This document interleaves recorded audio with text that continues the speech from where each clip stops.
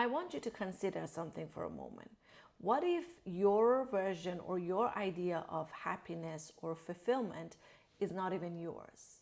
What if the version of success or happiness that you're chasing, the income goals, the business growth, or even the need to prove yourself was programmed into you by someone else, by something else? Could have been your parents, the society you live in, or even your own past experiences. And what if that's the reason you feel disconnected, you feel exhausted, or like you're constantly chasing something and you're not quite reaching it? My name is Farya Barlas, and I'm a psychologist, business growth and success coach. And today I'm going to show you how to recognize the hidden success blueprints that are running the show or running in the background of your life. And the reason for that is because until you rewrite it, until you understand and rewrite it, you're always going to feel like you're chasing something, or you're going to feel like you're running after things without ever actually arriving. Most of us assume that we are working towards something, or if we set ourselves goals, we assume that, that's what we truly want, or that's what we truly desire. But the reality and the truth is that a lot of these ideas of what success is, what would make us happy, was actually handed to us before we even had any ideas about what motivates us, or before we even had the ability to decide what's truly ours. So a good example of that would be if you grow up in a family where, financial stability was the very thing that was, desired within the family, and it was praised, then it makes sense that you would grow up thinking that receiving or reaching a certain amount of income is the very thing that's going to motivate you or make you happy. And that may not necessarily be true. Or maybe you grew up in an environment where you kept hearing that in order to succeed, you need to work really hard, and hard work is the key to success. So when things come to you easily, you feel guilty about it, or you even may sabotage it. Whereas in reality, that ease and alignment are actually may be the signs that you are on the right path. Or maybe you've learned that success fulfillment means being chosen either by your client, or by a company, by your audience, or by a significant other. So then you will learn you'll be conditioned to wait for permission rather than actually taking up space, rather than owning your place at the table, or owning your needs and desires and actually working towards them.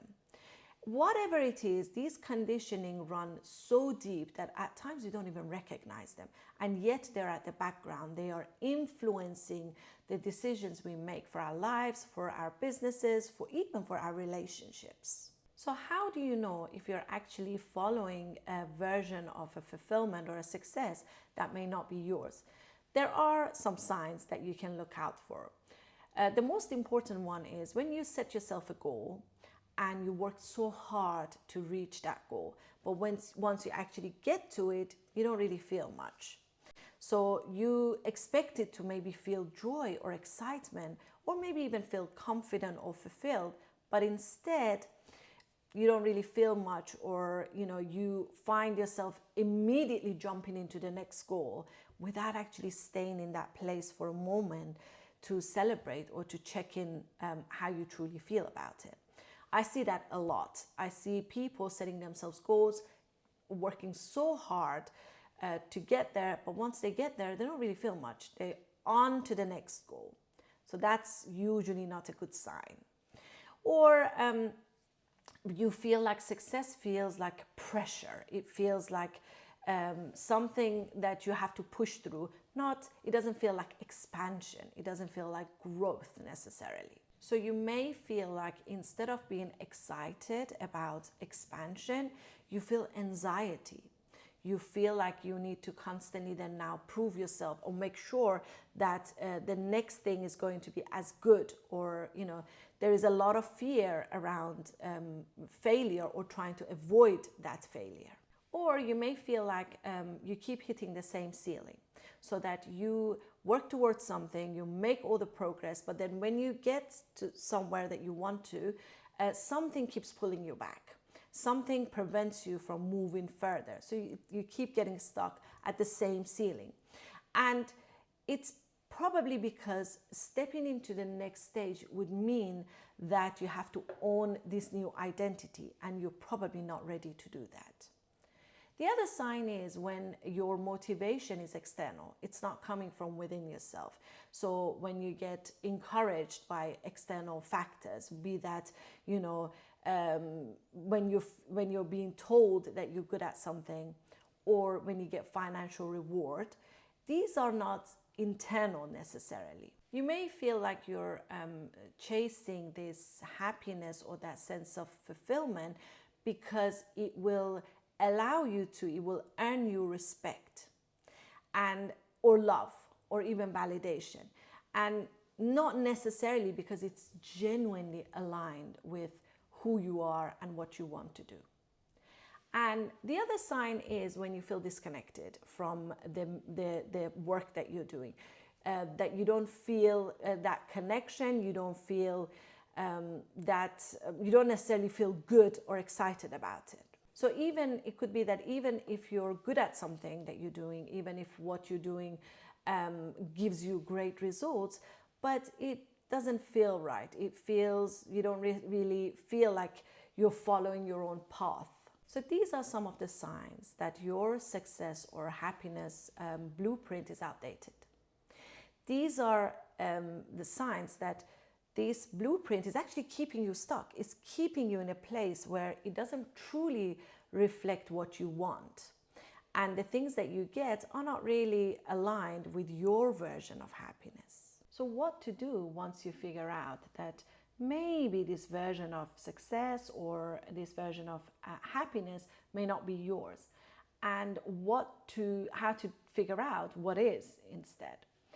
The way that you can start is by understanding and defining success or happiness on your own terms. So what to do if you understand that maybe this version of success or happiness may not be yours, and how do you figure out what is instead?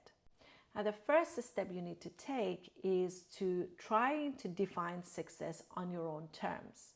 And what that looks like is reflecting on and asking difficult questions and important questions, such as if I had no expectations, if nobody was watching me, if there was no pressure on me to be a certain way or achieve certain things, what are some of the things that I value most? If there was no pressure on you, what would happiness look like? What would success look like?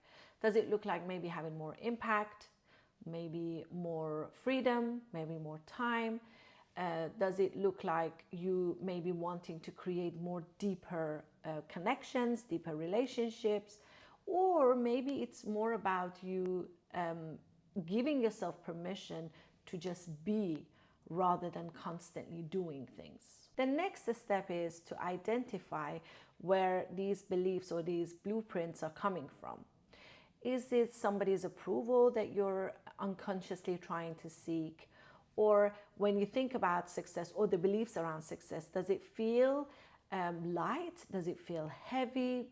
Or to maybe even evaluate that when you think about dismissing this idea of success or getting rid of this idea and not committing to it, do you feel free? Do you feel like more anxious, or do you feel or experience relief? And the next step, and probably the most important one, is learning how to expand your capacity for the success that you actually want. So once you redefine success now, once you have a new definition for success and what it is you want, now your mind and your body need time to adjust. They need to also get on board with this new identity.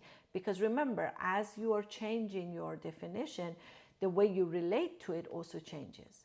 So then the way you identify with success also changes, which means that your body and your mind also need to be on board. So for example, if a success without struggle feels wrong, you have to understand that that's your old programming and that's your old blueprint trying to pull you back. Or if slowing down feels scary or it feels anxiety provoking, then this is your old conditioning around programming, your beliefs and conditioning around programming that's actually running the show in the background. So this is where true change actually happens. When you start to really ask these questions and you stop following the version of the success that was handed to you and embracing the new version of the success or fulfillment or even happiness that feels more aligned to who you are. So before you go, let me know in a comment what's one belief around success that you're happy to let go of, that you feel that you can let go of today. Let me know and check out the description box for the free resources and tools that I will leave for you. Feel free to subscribe and feel free to download the free resources and kickstart your journey today.